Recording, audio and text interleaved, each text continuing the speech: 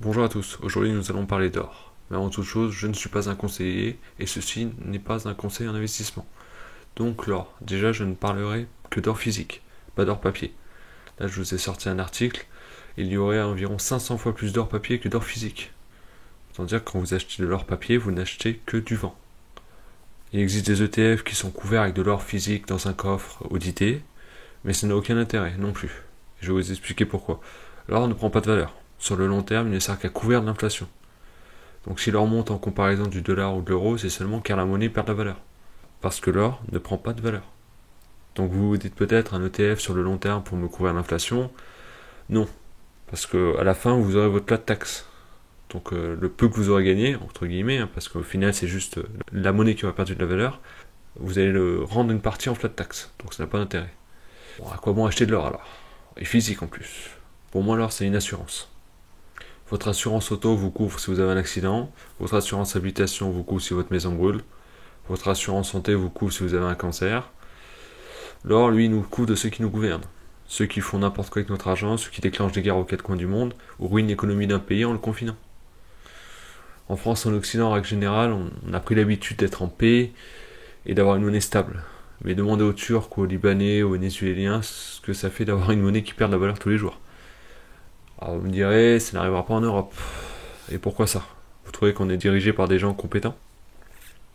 Après, je suis pas en train de dire que tout va s'effondrer, qu'il faut s'acheter un bunker et stocker 3 ans de bouffe. Mais si il y a un problème, que l'euro s'effondre ou qu'on part en hyperinflation, ce qui revient au même, ce sont les économies d'une vie qui vont s'envoler pour certains. Encore une fois, demandez aux Libanais qui avaient mis de côté pour la retraite, ou aux Russes à la chute de l'URSS. Ce sont des choses qui arrivent rarement, mais quand ça arrive, ça peut être catastrophique. Je dis pas non plus qu'il faut échanger tous vos euros contre de l'or, mais avoir un certain pourcentage de votre patrimoine en or pour avoir quelque chose de valeur en cas de problème, c'est pas déconnant. Comme avoir 2-3 mois de nourriture d'avance. Ça fait rire certains quand on dit qu'on a du stock, ce sont les mêmes qui se battaient dans les magasins au début du Covid pour 3 paquets de pâtes. Avoir un peu d'espèces chez soi, si le système bancaire bug ou si votre carte a un problème, c'est pas déconnant non plus. Ou si l'État bloque vos comptes en banque par exemple. Ça peut pas arriver. On n'est pas en Russie, en Corée du Nord. Pas demander aux Canadiens. Au Canada, les gens se sont vus bloquer leur compte en banque parce qu'ils manifestaient contre l'État. Au Canada. Encore une fois, c'était pas la Russie, c'était pas la Corée du Nord. Au Canada. Donc si vous pensez que c'est pas arrivé au Canada, pas en France, bon bah voilà, mais faut peut-être mieux prévoir quand même. Parce que le jour où ça arrive, que vous n'avez plus votre compte en banque et que vous n'avez pas d'espèces à la maison, ni un peu de nourriture d'avance, vous faites quoi en fait? Vous allez demander à vos voisins un peu de nourriture? Voilà, c'est toujours une question d'être prêt au pire pour ne jamais être pris au dépourvu. Encore une fois, je dis pas qu'il faut retirer tout l'argent de nos comptes en banque, acheter de l'or, des armes et de la nourriture, et d'aller se planquer dans un bunker. Mais mettre une partie de son épargne sur quelques assurances comme l'or, ou un peu de nourriture d'avance, ça devrait être la norme, pas une exception qui fait rigoler la plupart des gens. Mais les dernières générations n'ont jamais connu la guerre ni le manque. Alors t'imagines que ça peut pas arriver. Jusqu'au jour où, je pourrais vous parler des Grecs, qui ne pouvaient plus retirer leur argent pendant la crise de l'euro. Et continuer comme ça un moment. Mais c'est pas vraiment le sujet de la vidéo. Donc pour le pourcentage d'or dans le patrimoine, certains disent 5%, d'autres 25%. Je dirais que ça dépend de votre âge. Plus vous êtes vieux, plus ce pourcentage devrait être important selon moi. Car vous ne pouvez pas vous permettre de perdre votre épargne. Personnellement, j'ai moins de 30 ans, donc s'il arrive quelque chose, j'ai le temps de me refaire avant ma retraite. Je compte pas sur mon argent demain pour vivre ma retraite. Donc moi, je me contente de 5%. C'est sûrement un chiffre que je ferais gonfler selon aussi par rapport à mon patrimoine. Aujourd'hui, j'ai pas un patrimoine énorme, donc ce serait ridicule d'avoir 10-20% de mon patrimoine en or. Il vaut mieux que je fasse travailler mon argent pour gonfler mon patrimoine. Mais j'ai quand même cette poche de 5% qui me protège au cas où, voilà. Mais avant de penser à acheter de l'or pour se protéger, il faut déjà avoir une épargne de précaution en euros pour les petits soucis de la vie. Une voiture qui tombe en panne, un frigo qu'il faut changer, ce genre de choses. Parce que l'or, c'est pas fait pour être acheté ou revendu facilement, surtout physique. Physique, déjà vous payez une prime. La prime, c'est l'écart entre la valeur de l'or et la valeur de la pièce que vous achetez. Et puis il y a des frais. Parfois les frais à la revente, des taxes, tout ça. Bon, ça dépend des pièces, mais voilà. Donc déjà avoir une épargne de sécurité. Votre or, c'est vraiment pour l'argent que vous n'aurez pas besoin dans les 10 à 20 ans à venir. Parce que l'or, pareil, l'or à long terme, il protège de l'inflation, mais à court terme, même sur 2, 3, 4, 5 ans, ça peut varier énormément. Et c'est pour ça qu'il ne faut pas non plus avoir 50% de son patrimoine en or, ça n'aurait pas de sens. Vaut mieux avoir une partie investie, une partie qui travaille, une partie sur le compte, enfin sur un livret pour dire d'être prêt en cas de problème, et le reste en or, que vous savez que c'est pour le très long terme, pour vous protéger au cas où, et pas être pris au dépourvu. J'ai donc dit qu'il fallait de l'or physique. Mais sous quelle forme? Déjà, je vous conseille de la chaîne Les Pourquoi d'investissement, qui regorge d'infos sur l'or. Les différentes formes, la fiscalité, qui est importante, la meilleure chaîne sur le sujet. Donc le format de l'or, déjà pas des lingots. Ils sont facilement copiables, du coup moyen pour la revente, parce que les gens auront moins confiance. Si vous vendez à des gens et des pros, ça peut être difficile aussi. Les bijoux sont soumis à la TVA, donc c'est pas du tout intéressant. En plus, il y a des frais, forcément, vu qu'il y a un artisan qui a travaillé pour fabriquer les bijoux. Vous ne payerez pas l'or au prix de l'or.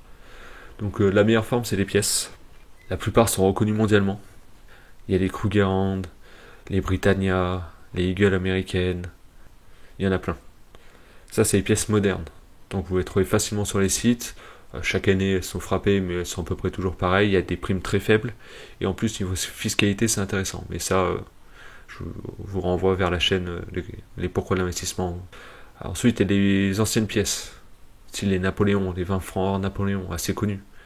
Les Anglais, ils ont le souverain. Là, c'est vraiment connu dans le monde entier. Si vous avez un souci, vous avez un souverain, n'importe qui vous le reprendra dans le monde. C'est connu. Donc après les différentes tailles de pièces, ça commence à un dixième d'once, sachant qu'une once c'est 31,1 g d'or. Certaines sont en alliage. Il y a un peu de cuivre et un peu d'argent dedans. On parle que de l'or, du poids de l'or. Le reste, on s'en fout.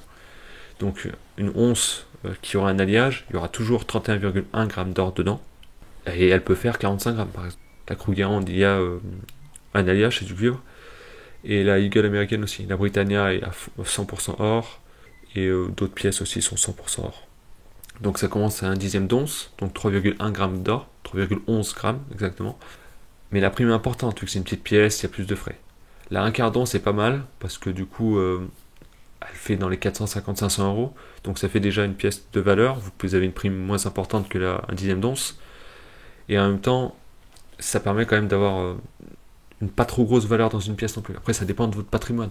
Si vous avez 50 000 euros en or, vous n'avez pas acheté que des quarts d'once. Ça serait un peu ridicule, vous avez payé une grosse prime au final. Après, les demi-onces et les onces entières. Une once, c'est environ 1900 euros. Donc le problème aussi, c'est que vous avez 2000 euros d'or, si vous avez une seule once, c'est un peu ridicule. Parce que le jour où vous voulez revendre en partie pour X ou Y raison, bah, vous êtes coincé, ou même acheter, voilà, il y a un effondrement, un problème, vous voulez acheter à votre voisin, je sais pas, un mouton, parce qu'il a des moutons, bah, avec une pièce de 2000 euros, c'est compliqué. Il vaut mieux avoir des pièces qui peuvent être revendues plus facilement ou échangées plus facilement. Donc des pièces plus petites. Après, si vous êtes un gros patrimoine, avoir une partie en once complète et une partie en quart ou en demi. Dixième, c'est vraiment c'est bien parce que ça coûte pas bien cher, mais il faut peut-être mieux privilégier l'argent. Ça sera dans une autre vidéo, ça, mais l'argent métal, évidemment. Alors, comme je disais, toutes les pièces ne sont pas 100% en or. Mais sur les sites, quand on parle d'un quart d'once, c'est un quart d'once. Et le reste qui est en plus, c'est pas grave. Et sachant que les pièces anciennes, elles étaient forcément en alliage parce que c'était des pièces faites pour être utilisées. Donc l'or pur, ça peut pas être utilisé tous les jours dans un porte-monnaie, dans une bourse et tout, ça se serait abîmé. Donc elles sont en alliage. Donc toujours pareil, on parle du grammage en or. Bon, généralement on met les deux, le poids total, le poids en or. Mais regardez bien le poids en or pour calculer la valeur intrinsèque de la pièce en or. Parce que certaines ont des alliages plus importants et du coup vous payez parfois des primes sans vous en rendre compte. Donc il faut vraiment regarder le poids en or, le prix de la pièce en or et après vous voyez la prime. Vous pouvez acheter ça dans des revendeurs physiques ou des sites internet. Certains sites vous proposent même de stocker votre or pour vous, qu'on l'achète chez eux. Bon, j'imagine que vous avez compris ce que j'en pensais. J'achète de l'or pour me protéger, donc c'est pas pour le confier à quelqu'un d'autre. Après, vous pouvez me dire, oui, mais le cambriolage. Une pièce d'un quart d'once, qui fait 500 euros quand même, c'est pas rien, ça a la taille d'une pièce de 20 centimes d'euros. Je pense que vous arriverez à cacher une pièce de 20 centimes d'euros. Et si vous commencez à avoir, je sais pas, 2, 3, 5, 10 000 euros en or, vous n'êtes pas obligé de déjà tout stocker dans votre maison. Vous pourrez, si vous avez du terrain, très bien le cacher dans votre terrain, dans une bonne boîte hermétique, pas tout au même endroit, si possible, ou dans un mur, ou n'importe quoi. Ça prend pas de place en fait. C'est tellement cher, on va dire, et lourd, que ça prend pas de place. Vous pouvez vraiment stocker une grosse quantité d'argent, enfin de valeur plutôt, dans une petite boîte au fond de votre jardin. Bon, pensez quand même à prévenir quelqu'un de confiance. Si vous arrive quelque chose, ça serait con que ça soit perdu. Et puis, si vous dites pas à tout le monde que vous avez de l'or caché chez vous, il y a peu de chances que le cambrioleur soit au courant. Donc il va chercher quoi? Les bijoux, il va chercher votre argent si vous avez un peu de liquide, peut-être votre télé, ça vaut plus grand chose les télés, mais voilà, mais avant de. Voilà, s'il n'est pas au courant que vous avez de l'or caché, et puis, petite technique aussi, vous pourrez très bien avoir un coffre avec 2-3 pièces, qui représentent peut-être 20% de votre or. S'il y a un cambriolage et que vous êtes là, que vous êtes pris, pas en otage, mais comment dire, séquestré, qui vous demande d'ouvrir votre coffre et tout, vous pouvez toujours leur donner ça. Et en plus, l'assurance pourra plus ou moins vous couvrir, je pense. Si vous avez une bonne assurance habitation, vous êtes couvert normalement contre les cambriolages. Donc vous leur donnez ça, ils sont contents, et le reste est planqué. Voilà. Donc moi j'achète mon or sur acheterorargent.fr. Je n'ai aucun lien avec eux. Je suis juste content de leur tarif et de leur sérieux. Ils vont aussi de l'argent, mais comme j'ai dit, ce sera plus dans une autre vidéo. Parce que déjà, celle-ci va être assez longue. Je pense que j'ai fait le tour de ce que je voulais vous dire sur l'or. N'hésitez pas à me donner votre avis en commentaire. Est-ce que vous avez déjà de l'or physique ou de l'or papier? Faites un tour voilà, sur la chaîne Les Pourquoi de l'investissement. Vous aurez énormément d'infos, vraiment. La taille des pièces, la fiscalité, pourquoi acheter de l'or aussi. Moi, c'est vraiment une vidéo d'intro, un petit peu. Voilà, et pour finir, je dirais que je ne suis pas un prophète de l'apocalypse qui prévoit la fin du monde tous les 3 mois. Juste quelqu'un qui n'aime pas être pris au dépourvu. Ça ne m'empêche pas d'avoir la plus grosse partie de mon patrimoine en action. Il faut être positif dans la vie. Si on vit comme de la marche en se disant que demain va tout s'effondrer, bah on fait rien en fait. On prévoit rien à long terme, on fait pas d'enfants parce qu'on va tous mourir de toute façon. Donc non, il faut être positif. Mais voilà, avoir un peu de nourriture à la maison, avoir un peu d'or, au cas où. Voilà.